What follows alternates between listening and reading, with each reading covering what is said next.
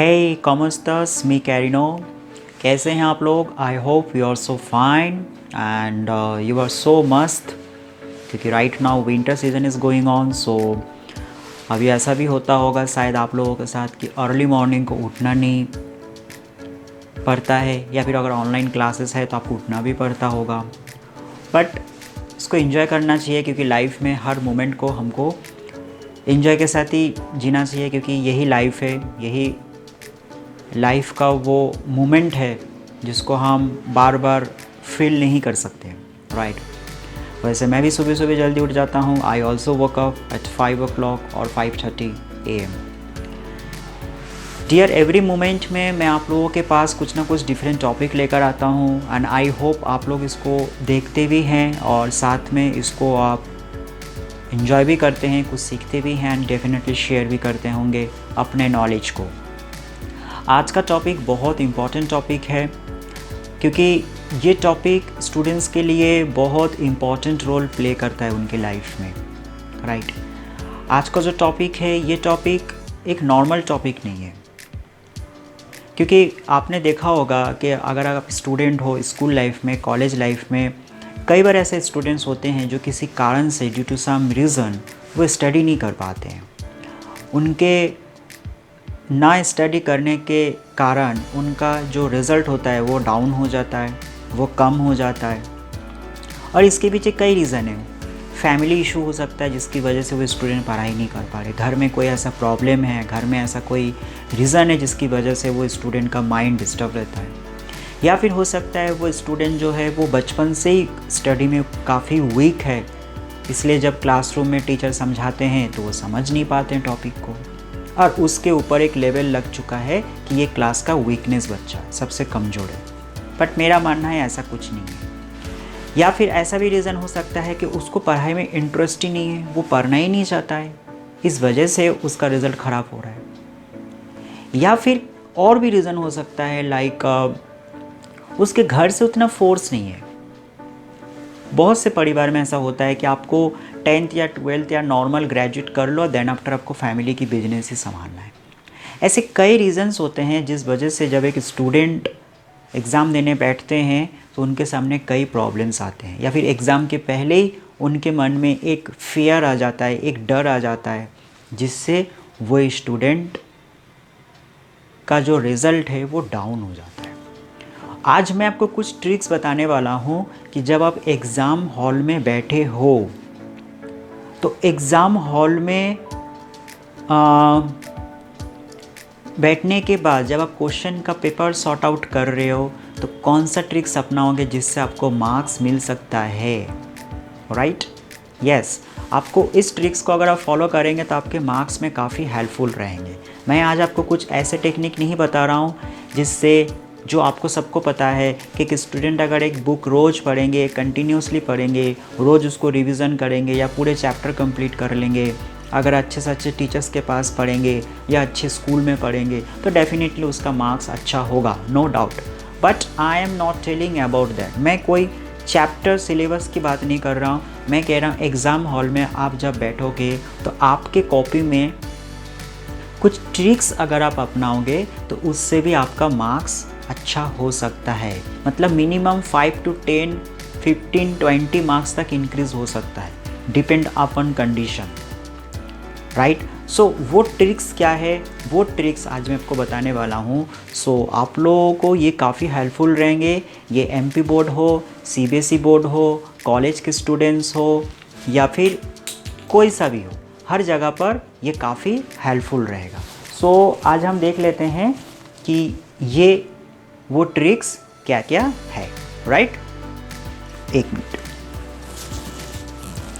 सो सबसे पहला ट्रिक्स क्या है कि अगर आप एग्ज़ाम हॉल में बैठे हो और आपके पास पेपर आया है तो आप देखना, हमेशा एग्ज़ाम में जब हम कुछ भी लिखते हैं नंबर 1, ठीक है, तो नंबर 1 में आप देखना इसमें होता है SEEC, section A, B, C, D, ठीक है, इस टाइप से होता है। तो जब भी आप एग्ज़ाम देने बैठो तो तो पेपर में जो section A, section B, section C, section D जो रहता है ना, ये हमेशा मेंशन करो पेपर के ऊपर।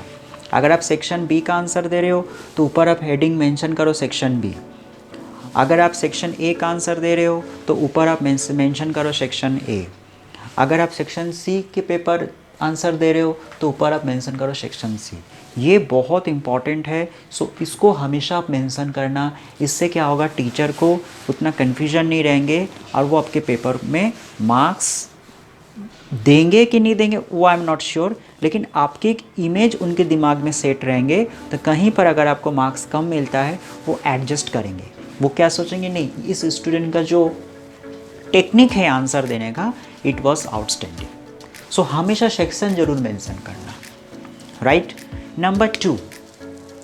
नंबर टू है, कई बार क्या होता है कि कुछ आंसर हम छोड़ देते हैं, हमको कन्फ्यूजन रहता है, तो वो हम बाद में लिखते हैं। तो मैं यहाँ पे लिख रहा हूँ make answer sequence wise.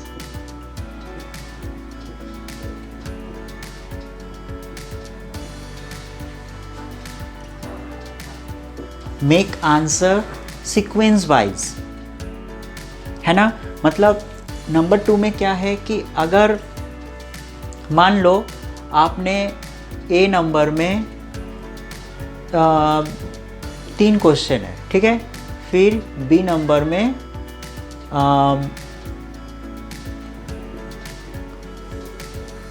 3 question है, ठीक है। अब आप क्या सोच रहे हो, आप सोच रहे हो मैं इसका आंसर दे दूँ, इसका आंसर दूँ, यहाँ पर आप कन्फ्यूजन हो रहे हो, ठीक है। फिर आपने इधर क्या किया, इसका आंसर दे दी, इसका आंसर दे दी, यहाँ पे कन्फ्यूजन हो रहे हो। अब कई सारे स्टूडेंट्स क्या करते हैं, यहाँ पे एक बहुत बड़ी गलती करते हैं। वो मान लो ये सेक्शन ए का आंसर है, सेक्शन ए में 2 पार्ट है, ए पार्ट और बी पार्ट। तो ए पार्ट में आपने 3 क्वेश्चन है और बी पार्ट में आपने 3 क्वेश्चन है। तो जैसे मैंने कहा ऊपर आप सेक्शन मेंशन करो, तो यहाँ पर सपोज आपने सेक्शन ए मेंशन कर दिए। अब जब आप ए के आंसर दे रहे हो तो 2 के आंसर दे दे, सी में जाके आप कन्फ्यूजन हो रहे हो, आप सोच रहे हो कि इसका आंसर क्या होगा, और बी में भी आप जाके बी में कन्फ्यूजन हो गए, आप सोच रहे इसका आंसर क्या होंगे। तो मैंने बहुत से स्टूडेंट्स को देखा, वो क्या करते हैं, ए और बी लिख देते हैं और सी जाके लास्ट में लिखते हैं, या पेज के किसी बीच में जाके आप वापस से उसको डाल देते हैं। ये तरीका बहुत ही गलत है। कई बार क्या होता है, अगर आपने मान लो पेपर के लास्ट में जाके सेक्शन ए डाला और फिर आपने ए के सी करके रखा पेपर के लास्ट में, जबकि एक तरफ आप पेपर के शुरू में भी सेक्शन ए के कुछ आंसर दिए और जिस क्वेश्चन में आपको प्रॉब्लम हो रहा है वो क्वेश्चन आप बाद में जाके अलग अलग सेक्शन में डाके लिख रहे हो। ये ठीक है, आपकी सुविधा के लिए आप कर रहे हो, लेकिन टीचर की सुविधा के लिए ये नहीं है। टीचर को कन्फ्यूजन रह जाते हैं, वो भूल जाते हैं, कहीं पर मार्क्स ज़्यादा दे देते हैं या फिर कहीं पे मार्क्स कम दे देते हैं। मान लो सेक्शन ए में आप ए का सी का जब आंसर दे रहे हो पेपर के लास्ट में, तो टीचर को फिर याद करना पड़ेगा, अच्छा इसका मार्क्स 1 नंबर है या हाफ नंबर है।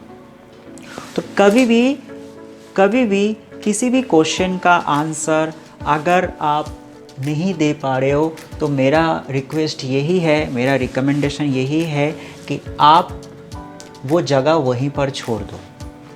आपको इतना तो नॉलेज होगा कि वो 1 नंबर का है, 2 नंबर का है, 3 नंबर का है, कितना मुझे लिखना है। अगर आपको लग रहा है 3 लाइन में हो जाएगा तो आप 4-5 लाइन छोड़ दो। अगर आपको लगता है 1 लाइन में हो जाएगा तो आप 2-3 लाइन छोड़ दो। अगर आपको लगता है 4-5 लाइन में हो जाएंगे तो 7-8 लाइन छोड़ दो। जितना आपको लगता है कि इतने में मैं लिख लूँगा या लिख लूँगी, उससे 2-3 लाइन आप ज़्यादा छोड़ दो, लेकिन स्पेस वहीं पे खाली छोड़ दो आप। जैसा अगर आप ए बी का आंसर दिए, सी का आंसर आपको नहीं मालूम, तो सी का आंसर छोड़कर, जगह छोड़कर फिर आप बी में आओ। बी में जैसे आपने ए का आंसर दिए, फिर बी का आंसर आपको नहीं मालूम, तो जगह पे यहीं पे छोड़कर फिर सी में आ जाओ। इससे क्या होगा, आपके एक सिस्टमेटिक वे में ये कंटिन्यू चलता जाएंगे। कुल मिला के जो सेक्शन ए है, जो भी सेक्शन आप चूज़ कर रहे हो, बस ध्यान रखना वो सीक्वेंस वाइज चले, सेक्शन के सीक्वेंस वाइज चले। आप अगर सेक्शन बी आंसर देना चाहते हो नो प्रॉब्लम, आप सेक्शन बी के आंसर पहले दो। अगर आप सेक्शन सी का आंसर देना चाहते हो नो प्रॉब्लम, आप सेक्शन सी के आंसर दो। लेकिन सेक्शन सी के अंदर जितने भी क्वेश्चन आंसर है उसको आप सीक्वेंस वाइज ही रखो, उसको आप अलग अलग डाइवर्ट मत करो। सेक्शन में कोई दिक्कत नहीं है, लेकिन जो भी सेक्शन आप चूज़ कर रहे हो, मान लो पहले आपने डी चूज़ किया, फिर आप ए चूज़ कर रहे हो, फिर आप सी चूज़ कर रहे हो, फिर आप बी चूज़ कर रहे हो, नो प्रॉब्लम, आप इसमें कर सकते हो। लेकिन एक बार जो सेक्शन आपने चूज़ कर लिया, उसके अंदर 8 क्वेश्चन, 5 क्वेश्चन, 7 क्वेश्चन, जितने भी क्वेश्चन हैं वो आप सीक्वेंस वाइज रखो, और जिस क्वेश्चन का आंसर आप नहीं दे पाते हो उसकी जगह छोड़ दो। लास्ट मोमेंट में अगर आप दे सकते हो तो वेरी गुड, नहीं दे पाते हो तो जगह आप लीव कर दो, तो उससे क्या होगा, कोई इशू नहीं रहेंगे। लेकिन अगर आप क्वेश्चन को इधर उधर करके हेरफेर करके लिखोगे, कुछ सेक्शन एक आंसर इधर, कुछ सेक्शन एक आंसर इधर, तो वहाँ पे क्या होगा, आपके मार्किंग कम तो नहीं होगा, उसके लिए मार्क कभी काटते नहीं, लेकिन टीचर को कन्फ्यूजन रहेंगे कि इसका मार्क्स हाफ नंबर है या 1 नंबर है या 2 नंबर है, क्योंकि उनके पास बहुत कॉपीज़ रहते हैं, तो वो राइट फटाफट चेक करते जाते हैं। तो ये चीज़ हमेशा आप फॉलो करना, ठीक है, कि जो भी क्वेश्चन आप यहाँ पे मैंने लिख दूँ, make answer sequence wise of each section,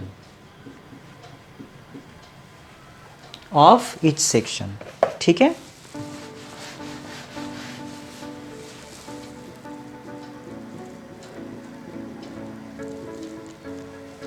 number 3, तो ये आपको फॉलो करना है कि आप जो भी क्वेश्चन, जिस भी सेक्शन का आंसर लिख रहे हो उसको सीक्वेंस वाइज ही आप रहने दो, उसको आप हेरफेर कभी मत करो। नंबर 3 में आपका जो राइटिंग है,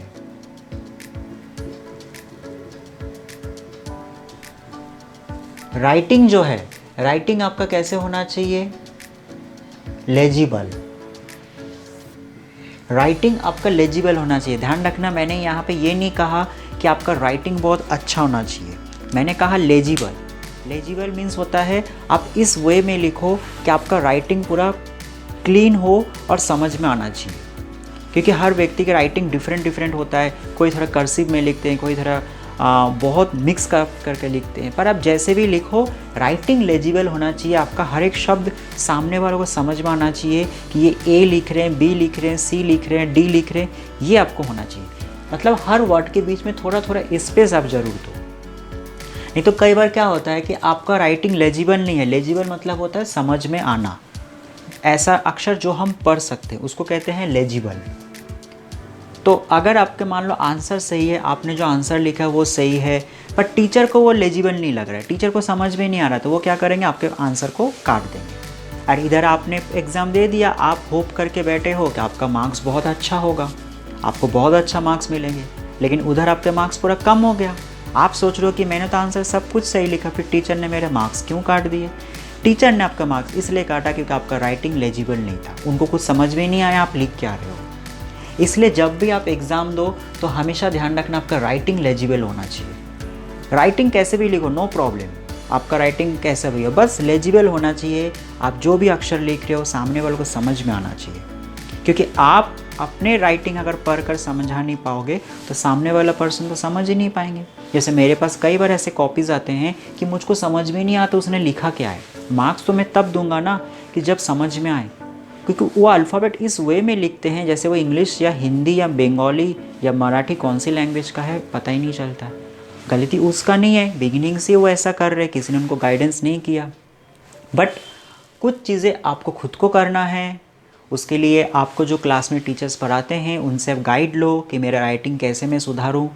राइटिंग के अलग अलग ट्रिक्स होते हैं, कोर्स होते हैं, वो भी आप सीख सकते हो, या फिर मैं भी इसके ऊपर कुछ वीडियोस डाल दूंगा कि कैसे राइटिंग सुधारते हैं। बट फ़िलहाल तौर पर आप जब भी एग्ज़ाम दो तो ये चीज़ आपको ध्यान रखना है कि आपका राइटिंग लेजिबल होना चाहिए, यानी क्लियर होना चाहिए, नीट एंड क्लीन होना चाहिए, ठीक है।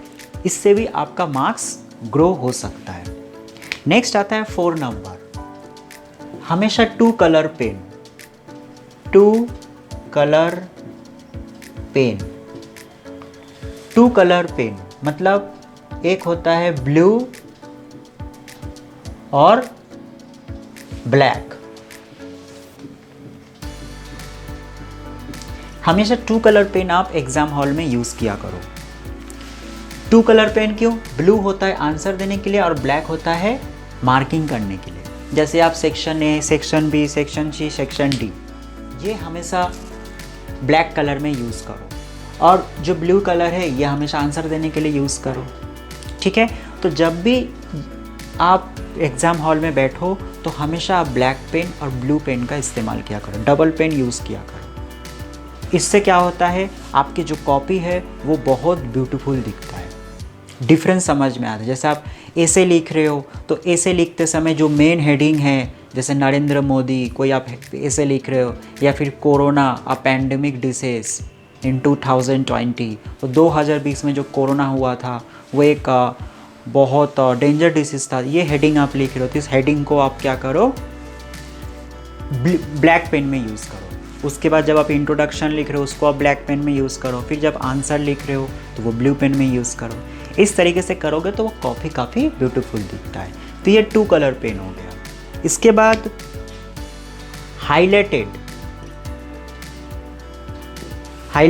एक मिनट,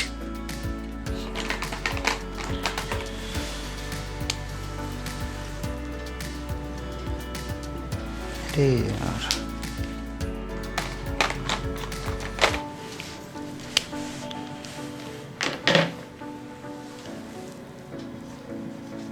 कैपिटल लेटर,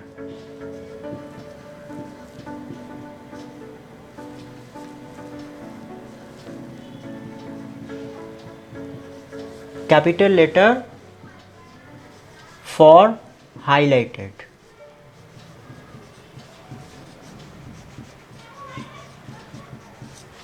हो सकता है आपके कैमरे में मेरा ये अक्षर थोड़ा लाइट दिखेगा, पर मैं आपको यहाँ पे बता दूँ कि मैंने यहाँ पे लिखा क्या है। कैपिटल लेटर का हमेशा यूज़ करना, पूरे कैपिटल लेटर। किस कंडीशन पर, जब आप कुछ चीज़ हाईलाइटेड कर रहे हो, like section A, section B, section C, section D, जब भी आप ऐसा कुछ लिख रहे हो, या फिर नरेंद्र मोदी, या फिर नोटिस, तो ऐसा कुछ जहाँ पे आप ब्लैक पेन का इस्तेमाल कर रहे हो ना, वो चीज़ हमेशा आप कैपिटल लेटर में लिखो। और जहाँ पर आप ब्लू पेन का इस्तेमाल कर रहे हो वो तो फिर कहीं पर कैपिटल, कहीं पे स्मॉल, ऐसा कुछ।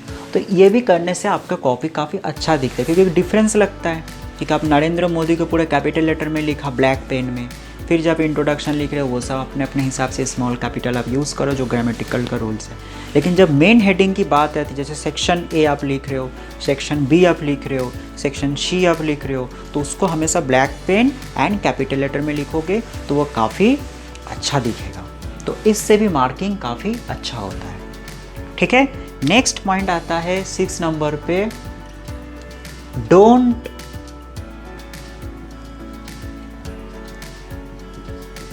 Leave any question. सबसे इंपॉर्टेंट है, यह सबसे इंपॉर्टेंट है।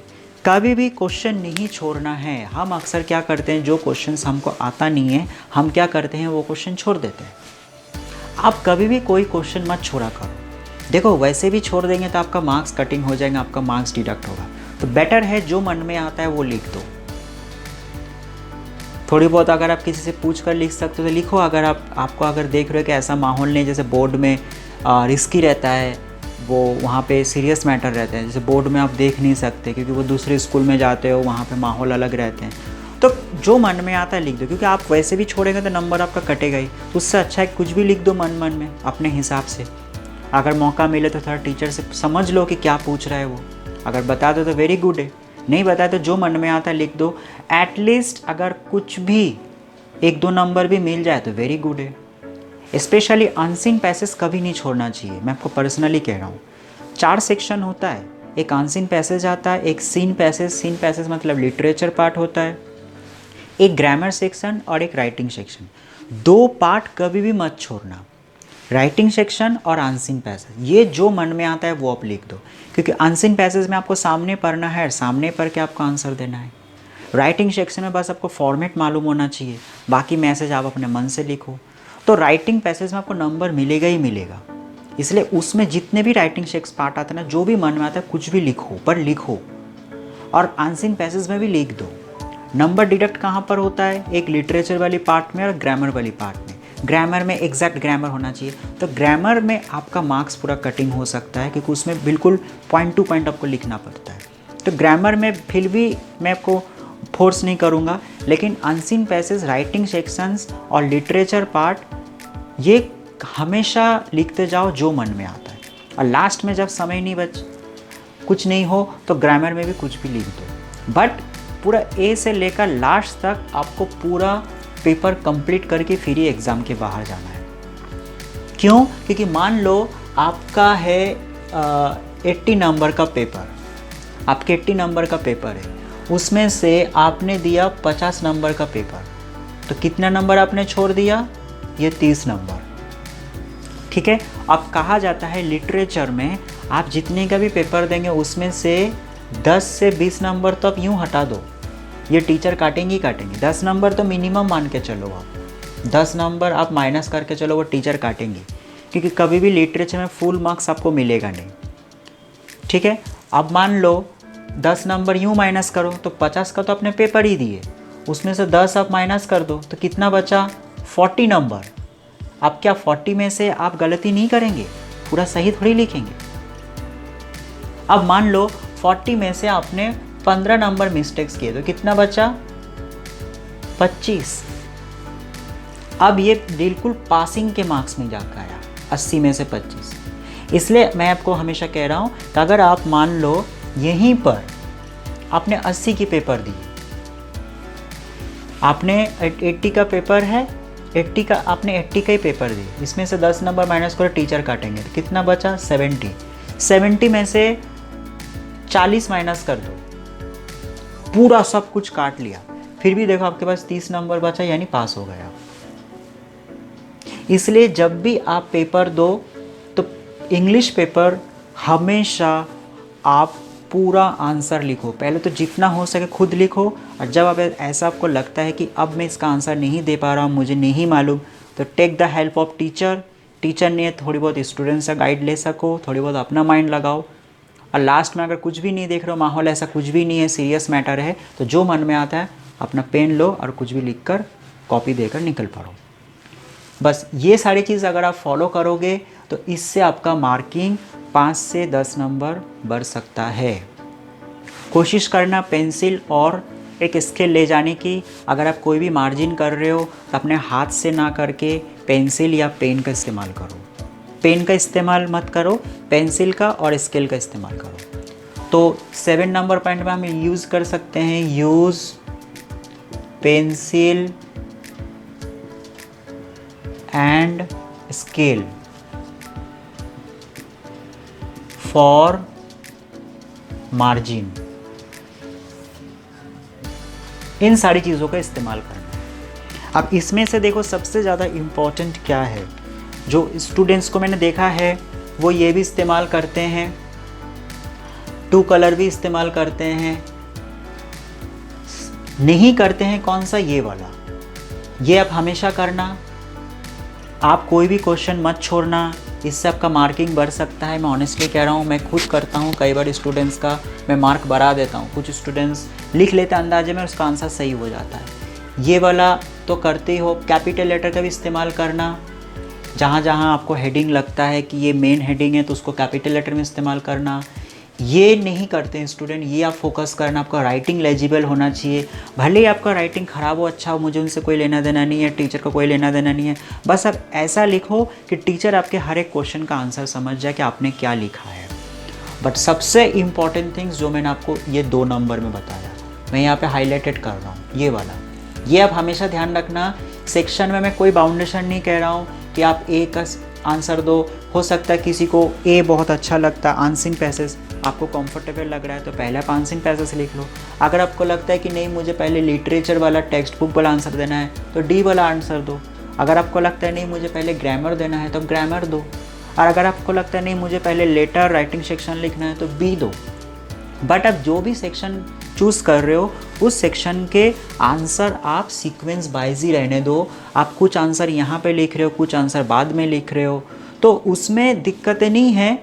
बस दिक्कत ये है कि मार्किंग आपका कम भी हो सकता है, ज़्यादा भी हो सकता है। एक कन्फ्यूजन रहता है, प्रॉपर वे में वर्किंग नहीं होता है।